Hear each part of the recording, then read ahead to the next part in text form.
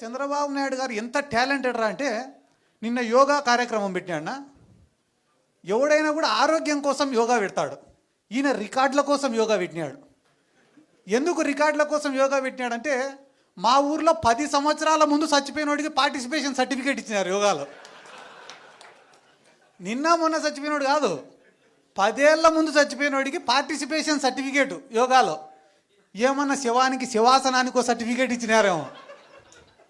అంటే ఏం చేసినా కూడా దాంట్లో స్కామే ఉంటుంది తప్ప ప్రజల గురించి ఆలోచించి వాళ్ళు ఏమి కూడా చెయ్యరు. కానీ మీరందరూ కూడా గుర్తుపెట్టుకోవాల్సింది ఏమరా అంటే ఈ భారతదేశంలో ఇంకొక గొప్పటి అవకాశం.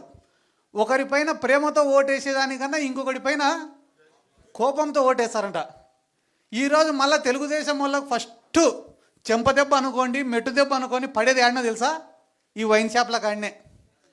ఒరే వైన్ షాపులు వచ్చినాయి, ఇంకా మన గల్లాపేట నిండుతుంది, మన జోబులన్నీ నిండుతాయని అందరు వేసినారు ఆ టెండర్లు. నీకు 10 రూపాయలు ఇచ్చినాయి అనుకో, ఇద్దరిని తినమంటే ఎంత తింటాడు? ఒక్కొక్కడు 5 రూపాయలు తింటాడు. కానీ 10 రూపాయలు ఇచ్చి 10 మందిని తినమంటే ఒక్కొక్కరికి 1 రూపాయి వస్తుంది. ఈరోజు ఒక నియోజకవర్గంలో 10 బెల్ట్ షాపులు, 10 వైన్ షాపులు పెట్టినారు. ఫస్ట్ తెలుగుదేశం వాడిది అనేది తెలుగుదేశం కార్యకర్తలే, వేరే ఎవడిది అన్నాడు. అది ఎప్పుడు తెలుస్తుంది? 2 ఏళ్ల తర్వాత లెక్కలు వేసుకునేప్పుడు తెలుస్తుంది ఎంత బొక్క పడింది అనేది. ఇప్పుడే తెలియదు. ఎందుకంటే నేను కూడా మా ఊర్లో ఒక ఏరియా ఉంటుంది, షికారిపేట అని ఒక ఏరియా ఉంటుంది మా ఊర్లో. ఆడ పాపం వాళ్ళు సారాయి కాసుకొని బతుకుతుంటారు. జగన్ సార్ గవర్నమెంట్లో ఇట్లా సారాయి గాయడం తప్పని చెప్పి కేసులు పెడితే దాదాపుగా 700 ఓట్లు ఉంటాయి అన్నాడు.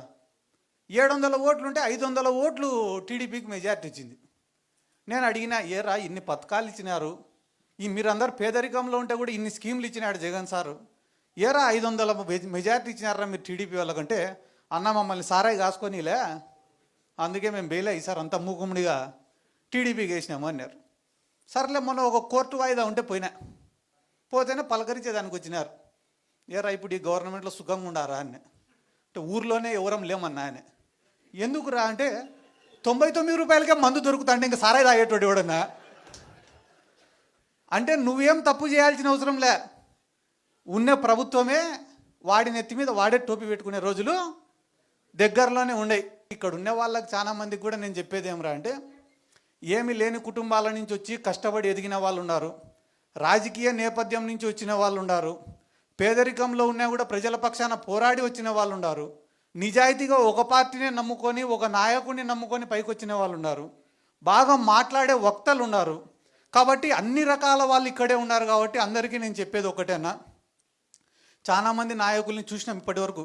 ఇందాక మా మైదుకూరు అన్న కూడా ఎవరో ఏడున్నాడో అన్న, ఓకేనా, మా మైదుకూరు అన్న కూడా చాలా గొప్ప మాట చెప్పినాడు. రాజశేఖర్ రెడ్డి సార్ తోటి ఏ రకంగా అయితే అటాచ్మెంట్ ఉన్నిందో మాకు అటువంటి అటాచ్మెంట్ కావాలా జగన్మోహన్ రెడ్డితో, ఈ పదవులు కాదు ఇంకొకటి కాదు అని. నిజంగానే చాలా గొప్ప మాట అన్నది. ఎందుకంటే మేము కూడా పనిచేసే జగన్ సార్ ఎప్పుడైనా కూడా శబాష్ అని చెప్పి భుజం తడితే చాలు తప్ప వేరే పదవి కూడా మేము ఎవరం కూడా ఆశించడం లేదు. ఎందుకంటే ఆయన పైన ఇష్టంతోనే అందరం కూడా పనిచేస్తున్నాం. ఎందుకంటే నాకు కూడా చాలా ఉదాహరణలు చెప్తారన్న రాజశేఖర్ రెడ్డి సార్ దగ్గర నుంచి. ఎందుకంటే ఒక వెల్ఫేర్ స్కీమ్స్ డెవలప్మెంటే కాదు రాజకీయం అంటే. రాజకీయం అంటేనే ఒక ఎమోషనల్ బాండింగ్. సిద్ధార్థ రెడ్డి అంటే రే మావాడరా అని దగ్గర తీసుకునే రోజే మనం రాజకీయంగా గెలిచినట్ల.